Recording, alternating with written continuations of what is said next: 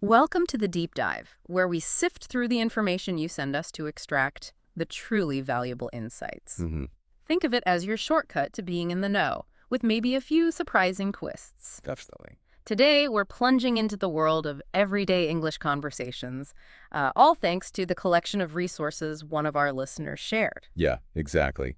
And it's a really interesting mix we've got. There are blog posts just packed with practical phrases, some YouTube transcripts that really get into idioms, Okay. a Reddit thread where learners were swapping tips on podcasts for daily English, Right, the practical stuff. and even some structured dialogues specifically for learning American English. So it's quite a comprehensive look at how we actually talk every day. Okay, sounds good.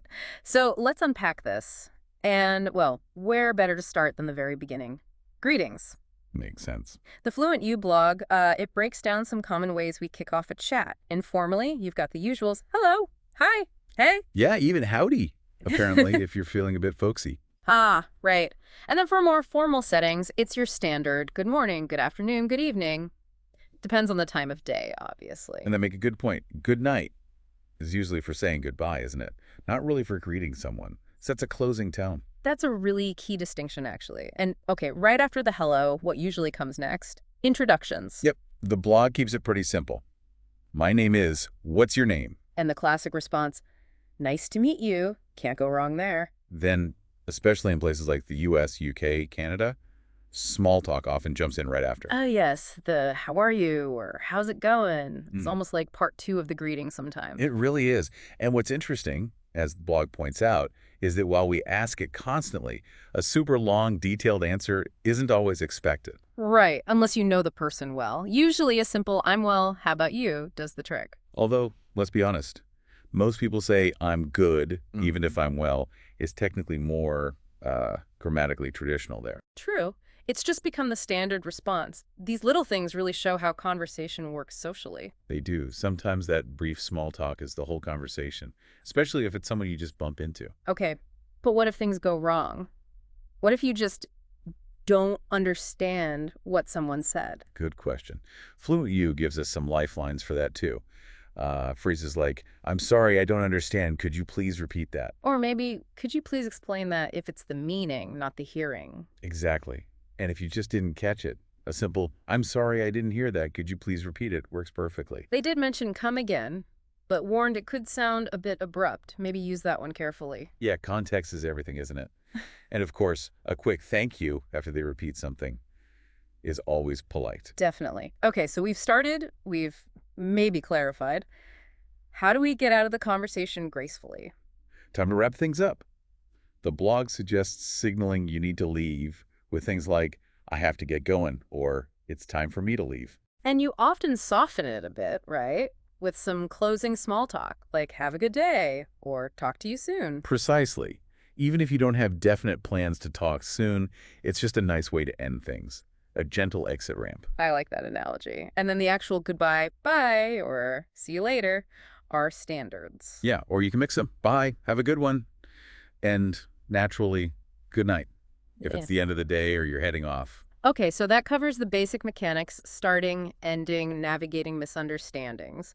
But how do people actually get better at, doing all this? Learning by listening seems key. Absolutely. And that Reddit thread you mentioned was interesting. Someone was asking specifically for podcasts about daily life. With transcripts, that seemed important. Very important. Recommendations like The Art of Manliness and Tolera Talks came up. It really highlights that learners want to see the words, to really study them. And Fluent U backs this up, suggesting podcasts like Stuff You Should Know, All Ears English, Real Life English for improving listening and pronunciation. They also mention YouTube channels, Daily English Conversation, Boston English Center, Eco Languages, which give you that visual element alongside the dialogue. So the recurring theme here is access to the text, the transcript, the captions. It seems crucial for learners to be able to go back and check, doesn't it? It really does. It lets you analyze the language, the pauses, the intonation in a way that just listening might not allow for. Deeper understanding. Makes total sense. Okay, moving beyond the basic flow, let's add some space. Idioms. Yes. Always fun, sometimes confusing. The English with Katarina YouTube transcript had some great ones. All about coffee, oddly enough. Coffee idioms. Okay, like what? Well, spill the beans. Yeah.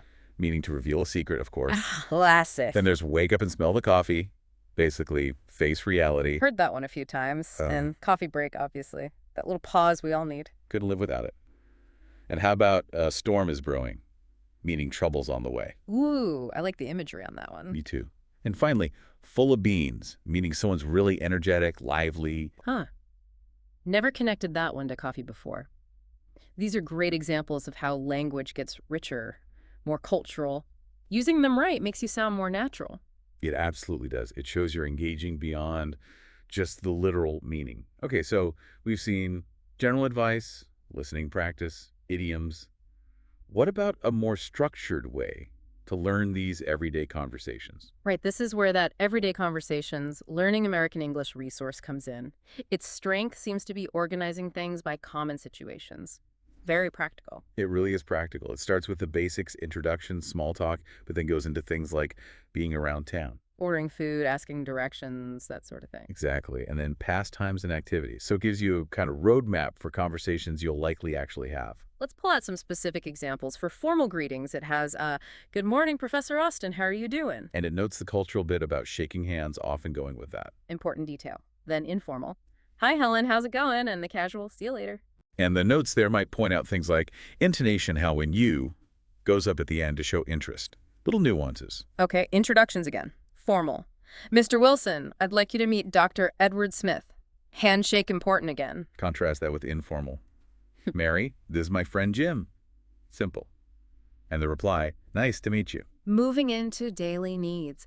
Asking the time. What time is it? We're going to be late. It probably explains different ways to say the time, too. Usually does. And phone calls. Hi, Alice. It's John. How are you? Pretty standard opener. We also saw asking for repetition, like, what did you say? Can you repeat that, please? Mm-hmm. And those moments when you bump into someone unexpectedly. Well, hello there, Julia. Long time no see. Followed by, what a coincidence. Exactly. It covers discussing the weather, too. It's freezing outside. Mm-hmm. Maybe with words like cold front or wind chill. Very common small talk topic. And ordering food. Can I start you off with something to drink? That's classic server speak. Then more essential stuff. At the doctor's, what seems to be the problem? Learning how to describe symptoms. Crucial. And asking directions. Excuse me, could you tell me where the library is? Followed by how to give clear instructions. It even includes urgent situations, like calling for help. Hey, that car just ran a red light and hit that truck. Wow, okay, covering emergencies too? What about errands? Yep. Supermarket talk? Mm. How about baking some cookies today? Discussing ingredients? General errands? I need to get my hair cut. Maybe explains grammar like, get something done. Ah, useful structure. And the post office. I need to mail this package to New York, please. Then things like catching up after class. Hey, how did your physics exam go? Relatable stuff. Shopping too. Yes, I'm looking for a sweater in a size medium. Trying things on. Transportation choices. Should we take a taxi or a bus to the mall? And you mentioned pastimes and activities. That probably covers hobbies, movies, opinions. A whole range, yeah. Even things like giving advice. Should I take this new job?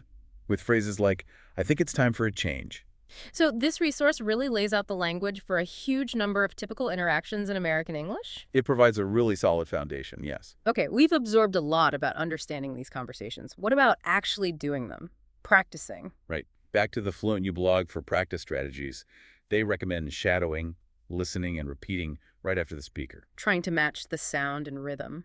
Exactly. Yeah. Mimicry. They also suggest just talking to yourself. Sounds simple, but it builds confidence in just forming sentences out loud. I like this next one. Describing what you see around you forces you to think in English in real time. It does. And of course, immerse yourself. Listen to English media, follow YouTube channels, and use conversation apps. Apps like Speaking Pal or ELSA, they mention those. Do they help with feedback? Yeah, often they use speech recognition to give you feedback on pronunciation and intonation. Pretty helpful. And finding a real person, language partner, tutor. Definitely valuable for actual interaction. Or taking online speaking courses for a more structured approach. The blog also stressed something important. Making mistakes is okay. It's part of learning. Absolutely crucial. You can't be afraid to try.